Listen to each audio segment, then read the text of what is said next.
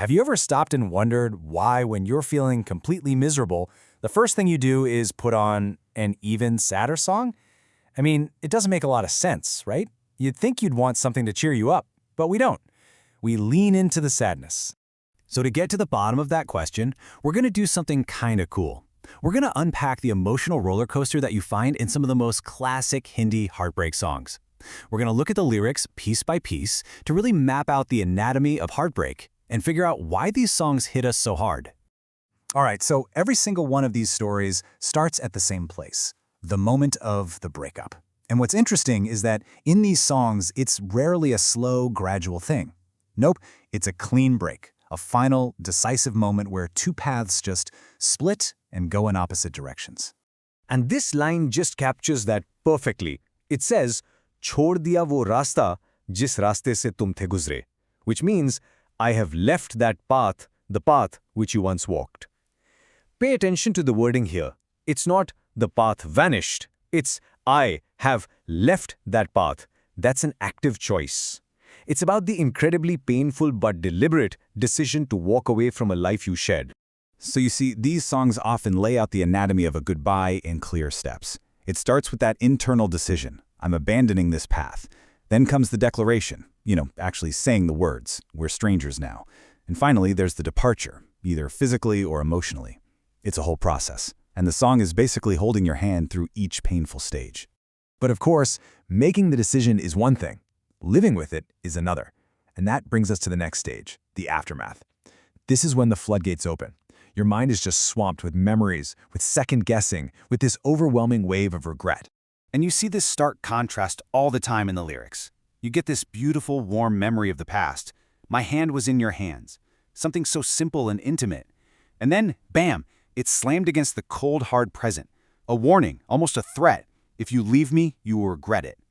It's a jump from the shared warmth to a future of lonely regret. This whole phase is just filled with questions that have no answers. Your mind just races, stuck in a loop. Think about a line like, "Tujhe kaise pata na chala ki main tenu pyar karda haan," which is asking, how could you have not known that I love you? It's this search for logic in an emotional storm, and of course, you never find it. It just makes the pain deeper. And look, these songs, they don't shy away from the darkest corners of heartbreak. They go there. A lyric like, "Gine ki khwahish lamho hi lamho mein mar baiti" literally means the desire to live died moment by moment. And as intense as that is, there's something powerful about it. It validates that feeling of absolute despair, making you feel understood even at your lowest point.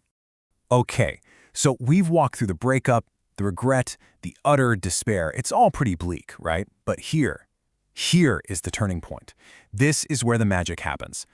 How in the world does all of this sadness actually bring us comfort? Well, it all comes down to one beautiful concept. Let's talk about this word, hamdar.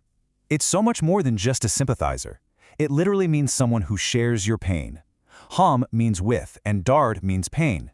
So it's a companion in suffering, a co-sufferer. And this idea is absolutely key to this whole thing. This lyric says it all. Jo tu mera hamdard hai, suhana har dard hai. It means if you are my companion in pain, then every pain is beautiful. Now think about that for a second. It's a paradox, right? How can pain be beautiful?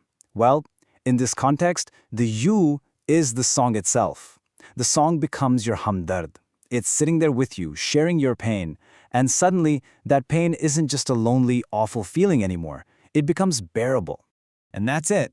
Right there. That's the secret. The song isn't trying to fix you. It's not telling you to get over it or move on. It's just there. It understands what you're feeling completely, without any judgment. It's the one friend who knows exactly what to do, which is to just sit with you in the quiet and let you feel it. So let's zoom out for a second.